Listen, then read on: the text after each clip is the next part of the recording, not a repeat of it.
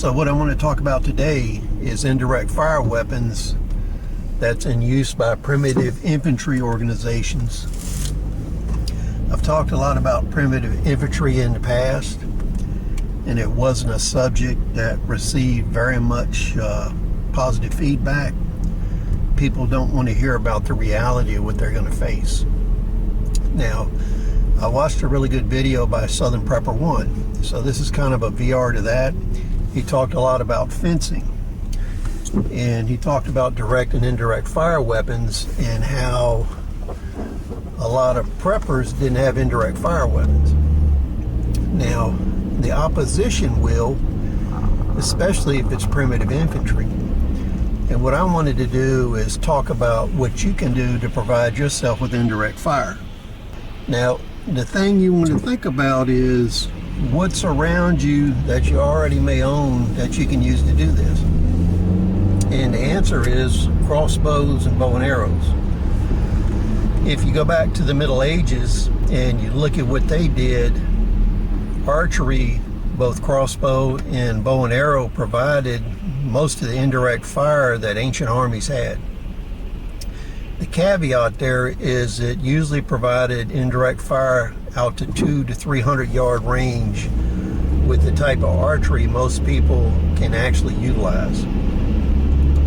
So when we look today at bow and arrows, recurves, compound bows, crossbows, and we look at the sport of clout shooting, which you can look up online and you can see about clout shooting. Clout shooting is using archery and indirect fire. So most people, when they're using archery, they use it for direct fire, and they're only effective between 25 and 40 yards, 40 to 50 yards if they're really good. Now you can take that same weapon and you can go to the store and buy a protractor and a ruler, and you can make yourself a primitive angle device like you would use for artillery. So what you want to do is take this archery equipment, and one good source of archery equipment is you can go online and you can buy Chinese manufactured crossbows and arrows, and you can get 96 arrows in a crossbow for a couple $100. So if you take these and you mass them together where you have 20, 25 people in your organization, and this is what primitive infantry is going to do to you. They're going to take these, and you can either take the protractor I told you about and the ruler and make an indirect fire sight, or you can go online and you can buy a M15 grenade launcher sight.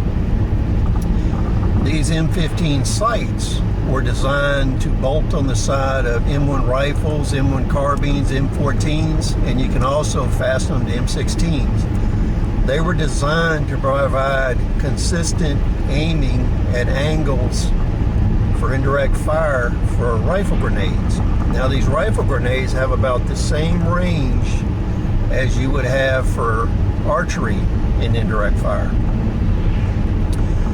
So you can actually take an M15 grenade launcher sight. It usually costs 20, 25 bucks. Sometimes you can find them for $15, and you can bolt that onto the side of your crossbow or your recurve or your compound bow. You can make something to attach it. That way you have a high angle sight that's consistent, and you can go out and you can see and memorize what angle gives you 100 yards, 200 yards, and 300 yards. If you have something really powerful, you may get out near 400 yards. So if you think about it, archery gives you approximately the same indirect fire range as a 40 millimeter grenade launcher would give you. Now the upside to that is it gives you an indirect fire that is silent. The downside is your main indirect fire capacity from 0 to 300 meters, the enemy's going to know that you're in small arms range. So they'll be looking for you. So when we look at this as a weapon, you can expect this to be used against you. And it was interesting, I saw the INFAC leader tell his people when they were doing their protests and their formations, to leave all the machetes and the archery stuff at home. He's like, don't bring any of that. And I saw that video.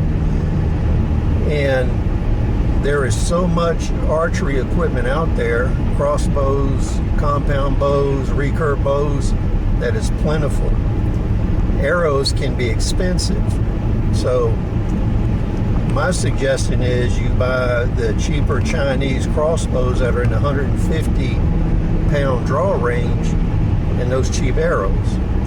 And then you can go to various YouTube channels and you can look up medieval crossbow bolts. And it will show you how to make bolts for your crossbows and arrows out of stuff that you can find in the woods or around Lowe's, Home Depot, or junk in your home. Because you have to remember these arrows are going to be expendables. You may not get them back. Now, the way this is used is a mass would attack you and use this as indirect fire to support their attack. The best and most destructive way to use archery as an indirect fire method is to use it at night. So what I would foresee is if you're living on a compound, you can have 20 or 30 people crawl up to within 200-300 yards of your compound, and shooting in mass at high angle, they can drop arrows and bolts down inside your compound behind your fortifications and hit exposed people. They can also use flame arrows to set things on fire. Another option is they can use the arrows that contain a 357 or 38 special round and set it up in order to detonate fuel and things like that. So this is actually a serious threat during SHTF that people disregard.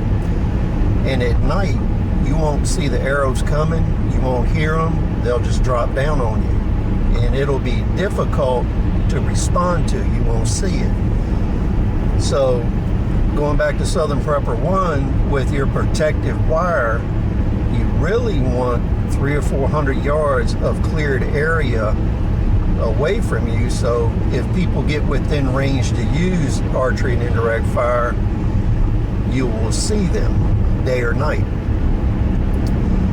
So that's something to remember and keep in mind. So archery is something you're going to see during SHTF, and if you're unlucky, you'll see it at night. So that reinforces the point, another point Southern Prepper 1 had, and that is overhead cover. So if you have observation posts, guard posts, things like that, where people are not doing foot patrols, you definitely want overhead cover. Because if people drop waves of 20 or 30 arrows at a time as an area of fire device down in your compound, you don't want people out in the open. So please comment, rate, subscribe. We'll see you on the next video.